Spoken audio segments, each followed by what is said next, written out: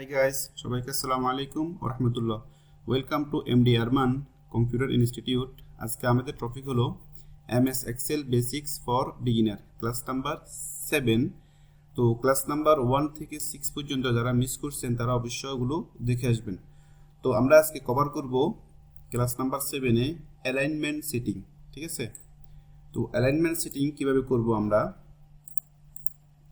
দেখেন। অ্যালাইনমেন্টটা আপনারা এখানে পেয়ে যাবেন। এটাকে বলা হয় এই টুলসের নাম হলো যে অ্যালাইনমেন্ট, ঠিক আছে? আমরা এখন কাজ করতেছি কিন্তু হোমে, ঠিক আছে? আমরা এগুলো সবগুলো শিখবো, তারপরে অন্যদিকে চলে যাব, অথবা পার্ট বাই পার্ট আমরা শিখবো, ঠিক আছে?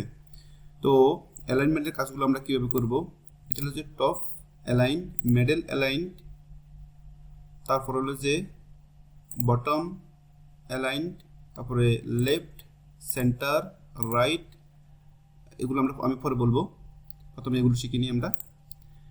তো এটা করার জন্য টপ অ্যালাইনমেন্ট, এটাকে বলা হয় টপ অ্যালাইনমেন্ট, ঠিক আছে? দেখেন এটার উপর আপনি যখন ক্লিক করবেন এখানে লেখা আছে টপ অ্যালাইনমেন্ট।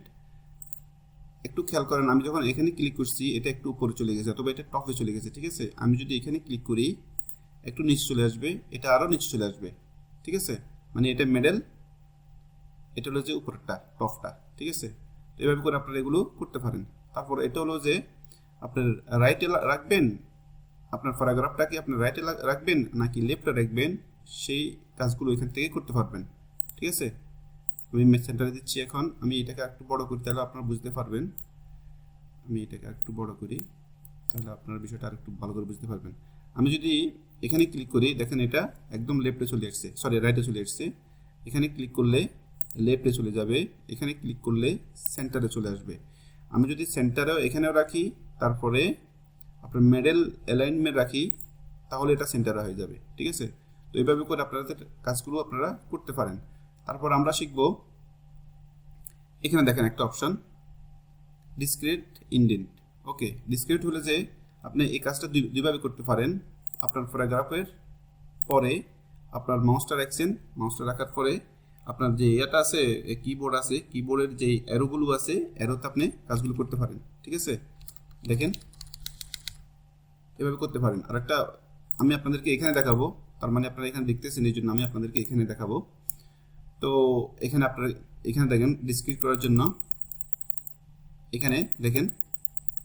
তো এভাবে করে আপনারা এই কাজগুলো করতে পারেন, ঠিক আছে? আমি চাচ্ছি এটাকে ফাইন, ওকে।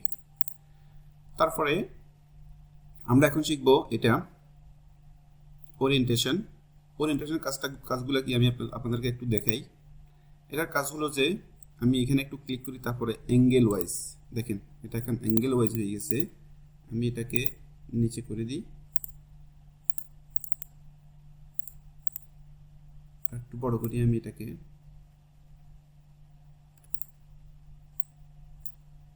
দেখেন তো আমি আর একটু এখানে দেখাই।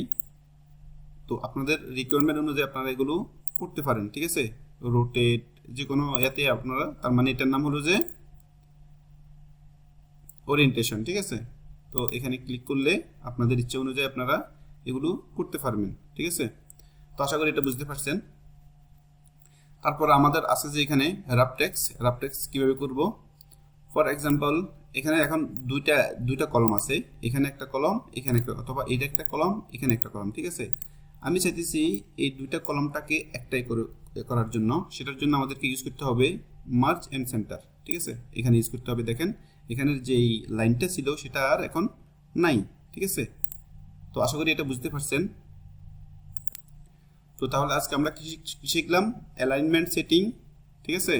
অ্যালাইনমেন্ট সেটিং হলো যে এই টুলসের নাম হলো যে অ্যালাইনমেন্ট সেটিং। তো আমরা আজকে এটা শিখলাম। আশা করি এই বিষয়টা বুঝতে পারছেন সবাই। তো আজকের জন্য এখানে শেষ করতেছি আমি। আসসালামু আলাইকুম ওয়া রাহমাতুল্লাহ।